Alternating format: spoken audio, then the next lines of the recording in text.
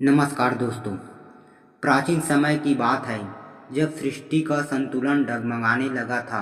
राक्षसों का अत्याचार बढ़ता जा रहा था और अधर्म का बोलबाला हो गया था। ब्रह्मा, विष्णु और अन्य देवता भी इस स्थिति से चिंतित हो गए।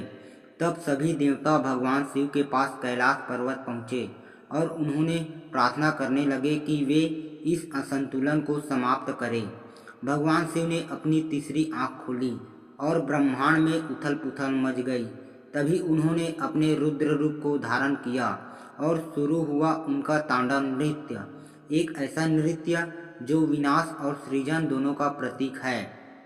शिव जी का शरीर राख से लिपटा था, बाल बिखरे हुए, गले में नागराज वासुकी, मस्तक पर गंगा बह रही थी और चंद्रमा चमक रहा था। उन्होंने डमरू बजाया और उनके नृत्य से पूरी सृष्टि थर्रा उठी। तांडव के हर एक चरण से कुछ न कुछ जन्म लेने लगा। जब उन्होंने एक पांव उठाया तो भूकंप आया, जब हाथ घुमाया आकाश गड़गड़ाने लगा। उनकी जटाओं से गंगा धरती पर प्रवाहित हुई।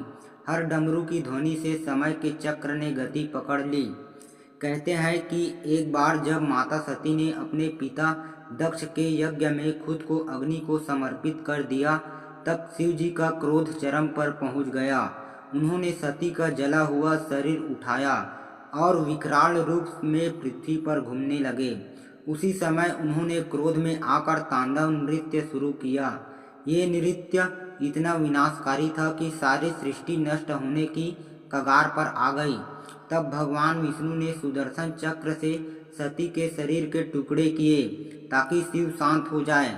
जहाँ जहाँ सती के अंग गिरे वहाँ शक्तिपीठ बने। तांडव केवल विनाश का प्रतीक नहीं, यह एक चक्र है, अंत और एक नई शुरुआत का।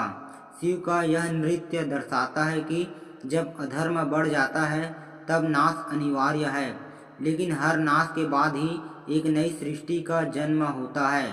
भगवान रावण ने भी शिव जी के इस रूप से प्रेरित होकर शिव तांडव स्तोत्र की रचना की, जो आज भी भक्ति और ऊर्जा से भर देता है।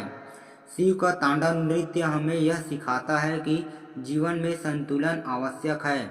जब अति होती है तब तांडव होता है और उसके बाद ही सृजन होता है।